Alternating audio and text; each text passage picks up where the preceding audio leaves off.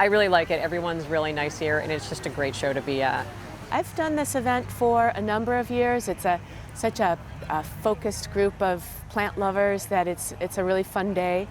It seems like a great event. I'm having a blast. It's been a great day. It's been a great venue. Everybody seems so happy to be out. And it's a fun community event. It brings the whole town together, right? Not just this town, but many towns come together for this. This is Mats by Cat. I make plant repotting mats just locally for most people that I meet in the plant community groups. They contain the dirt when you're trying to repot, so you can up your game from the cardboard boxes you use or turkey trays. I've heard people use puppy pads. People were asking me and telling me that they've been waiting for me to release more and more, so I decided to expand a little bit more, but still remaining local. So I only do plant shop pop-ups, and I was invited here to be a part of this festival, and it actually turned out really well, and I would consider next year. Everybody is very happy to be out and buying plants like crazy and pots and just enjoying it, waiting for the sun to come out. I live in Auburn in Worcester County, but I'm a member of the Cactus and Succulent Society of Massachusetts, and we have our meetings here at the Norfolk Public Library. I make a product that people that are gardeners really love because you can plant in them and everything stays outside all winter. You don't have to be dragging everything in and out. Hypertufa is Portland cement, peat moss, and perlite. And it's a takeoff on limestone tufa rock. And it's really good for planting and gardeners in this part of the country. It stays outside all year. You don't have to be bringing it in and out, and it's very plant friendly. I'm a member of the Worcester County Beekeepers, and I have hives at my house, and I brought my honey.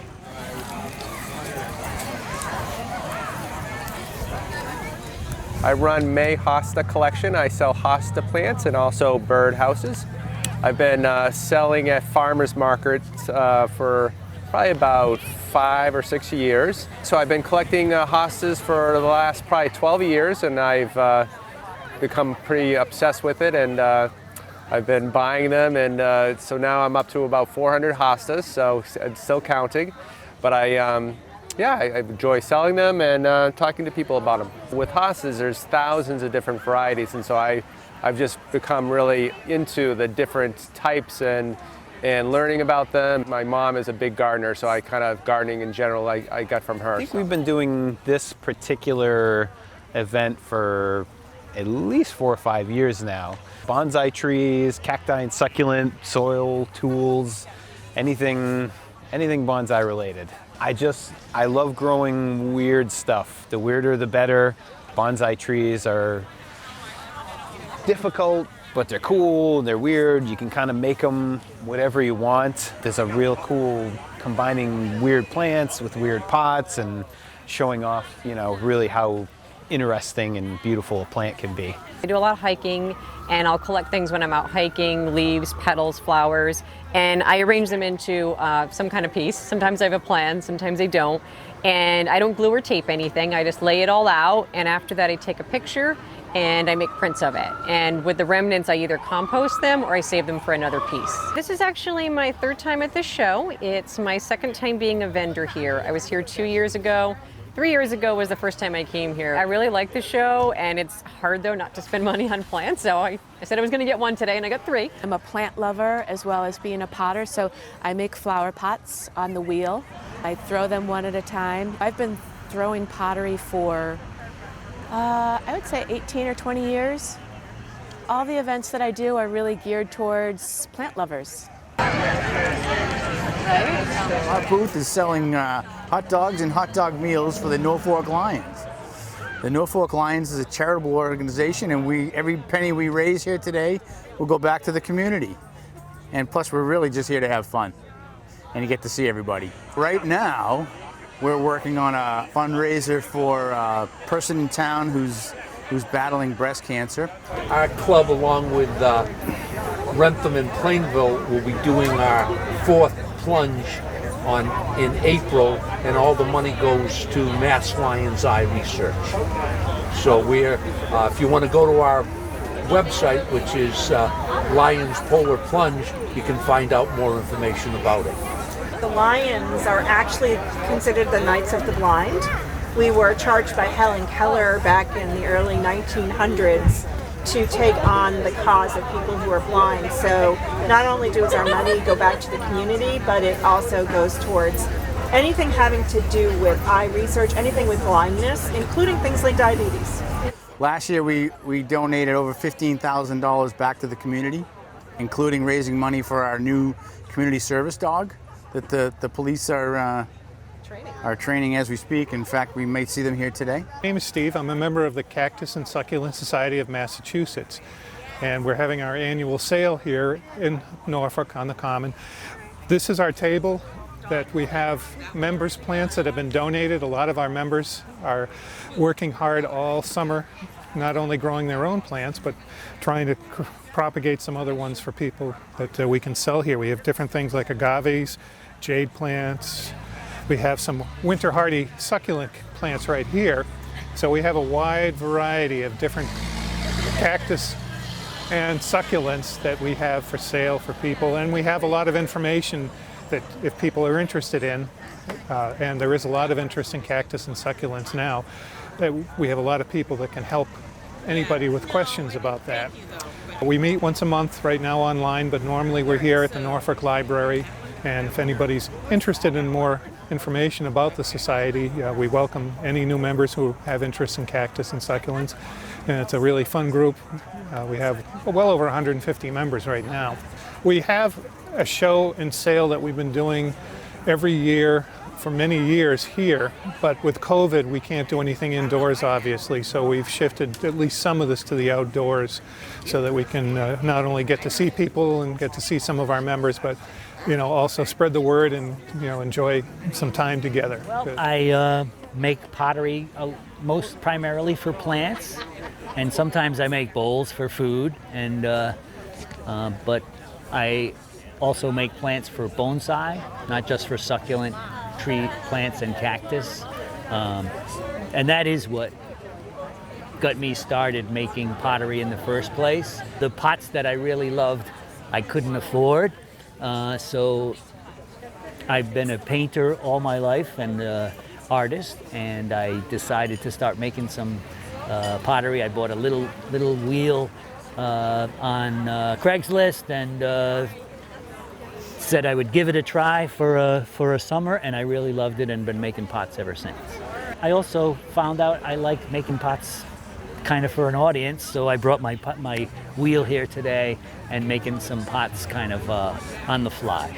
Plein air pottery, how's that? Or this is my second time here. I was here 2 years ago, and then this event didn't happen last year because of COVID, but so this is my second time, and I hope to come again over and over. It's a really nice event. This is stoneware pottery. It is, so far I'm mostly using pre-made glazes, but I do have I have one glaze here, which is kind of my favorite glaze, and I make this glaze by with some clay that I collected in my neighborhood. Just dug it up down on the beach, and I mix it with the ash from my wood stove, so that's all it takes to make this little ochre glaze. So this is the glaze I'm the most proud of because I made it. It's mine. Here's an unglazed pot. So this is the raw clay. This is clay. It has a little bit of an iron oxide wash to get the darks and the nooks and crannies. And here is a glazed pot, so that there's one more step before firing it the last time, is wiping on a glaze, which gives it a different colors, and also when you're talking about dishware, the glaze protects us from anything that might be bad in the clay, so it makes it food safe. A lot of my glazes are kind of earthy tones. They're not real vibrant because we don't want to take away too much attention from the plant. And that really comes from making pots for bonsai. primarily for bonsai pot, you want it to be a shallow pot. And over the course of years, you work on the roots of the tree. So tree needs to really kind of have a taper so that it feels anchored to the ground. And plant pots are generally deeper. One of the other things about when I make pots that are for bonsai, you can see I put some extra holes in the pot. And those are there so that when you put your tree in the pot, you use tie wires so you can wire the tree right into the pot. So that the tree because the tree could come right out of the pot. So my plant pots, things for plants generally have just the one hole for drainage. And for bonsai, I have a big drainage hole, and these are little wire holes so you can wire the tree right into the pot. In general, bonsai pots are shallower, and the planters are a little deeper. I do collect some clay to make the ash glaze on some of my pots, which is really great. I think it's usually referred to as wild clay. Because it's not for dishware, where you have to worry about it being food safe, I don't worry that might be some little vegetable matter or there's some sand in it. So it kind of adds to the mix of the effect of the glazes on the pots.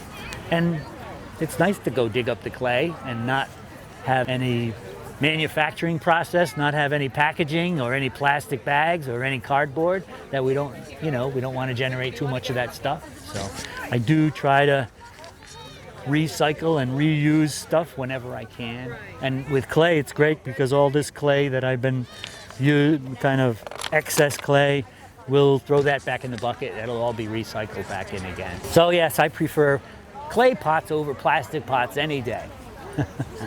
The roots like to grab onto that ceramic material. My pots they're what's called vitrified, so it is unlike terracotta planters, which are porous, and that's one thing that's good about terracotta pots, is they are porous and water can go through them.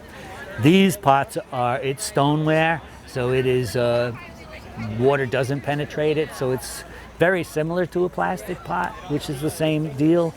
But it's also, there was a person from the society today talking to me about my pots, and one thing that is different with mine is the shape of the pot is always tapering down so the water runs right out. Most plastic pots have a flat bottom. They have drainage holes, but they still have that flat bottom can kind of contain water inside, and you really want the water to flow right through the pot and get out of the pot. This is the Cactus and Succulents Society of Massachusetts. We were founded 30 years ago this year. We have 163 members of people who love cacti and succulents. You look around here, they're here. There are hundreds and hundreds of people here. It was founded by Arthur Scarpa 30 years ago. Art can't be with us today, but he's a wonderful man. He's a cactus expert known not just in the country, but around the world. And in this club, we have a lot of Art Scarpas, a lot of people like that are just brilliant people, but more importantly, they are plant lovers. And that's why we get together. When the pandemic came along, many of the clubs died because they couldn't have their meetings or whatever. But we switched to Zoom, and now we're starting to ease back into live meetings, and our club has grown. And one of the reasons is it's just a lot of fun. If you take a look at the plants that we have around here, they're easy to care for. The cacti we water 3 times a year. So that's a plant that's nice. They thrive on neglect. And so a lot of people who love plants, who love flowers because they put out beautiful flowers, but don't have the time and the inclination to take a lot of care with them, cactus and succulents, that's the way to go. The festival has been an outstanding success. We opened at 9 this morning, and now around 2 o'clock in the afternoon. There's been no let up, even though the sky has been threatening all day. No let up. And as you can see from the empty tables around here, that we've sold well over 1,000 plants. Our headquarters are right here in Norfolk, right at the library. We meet once a month. Now we're doing Zooms until we get the word from the pandemic that it's okay to resume in-person meetings. We do meet here when we do in person once a month at the library, and each meeting consists of a program about a cactus or a succulent. It features a free smorgasbord, an auction, a raffle, and a minute clinic where people can visit the doctors with their sick plants, and we'll tell them what's wrong with their plants. Sometimes the best thing to do is to put the plant in the compost heap, but other times, can I get up and show you a plant? Other times, like these plants, they're looking for a good home. They've had a rough life, right? But these are aloes, and they are going to grow into the most beautiful plants you've ever seen, and they're absolutely free. You just have to be patient. In fact, this one right here is starting to put out new growth right now, and they will be big, beautiful green plants, wonderful plants. I'm from Teaberry Gardens. I grow a mixture of cactus, succulents, and my husband builds a variety of wooden houses for birds, bats, butterflies, toad houses, and ladybug houses, all made out of red cedar. The bird houses are green roof bird houses where you can plant on top of them. And I also sell a variety of handmade concrete items that you can plant, as well as I have a wide selection during the spring and summer of perennials and herbs and stuff like that. I belong to the Cactus Society, so given that, I'm up here predominantly with the cactus and the wooden stuff, as opposed to bringing perennials to this. And they're just a pleasant group of people to be associated with. It's been very busy. I'm sure that it helps. There's a lot more people than normally. I'm sure that the parade and the celebration of 150 years has a lot to do with it. I'm Terry Monjar. My partner is Jeff Peterson, and we have started Mongi Gifts. Mongi Gifts concept is really for us to buy from other local small businesses their products that are U.S. made, and as we grow, we want them to grow. Sales channels is the hardest for small businesses to get, so we're hoping to be one of the sales channels for them. If you look at the boxes, 70% of our products are from Massachusetts small businesses. And for every box that we sell, we also donate to brain research. We are Hurst Farm, and we raise beef and pork and chickens for eggs and honey. And we've been here for 11 years, and we are open Monday through Saturday, 8 to 5. You're welcome to come to the farm any day and order online. You can check us out on our website at www.elmhurst-farm. We grew up here, and we raised our kids here, and we bought the house that my husband grew up in, and we're farming there now.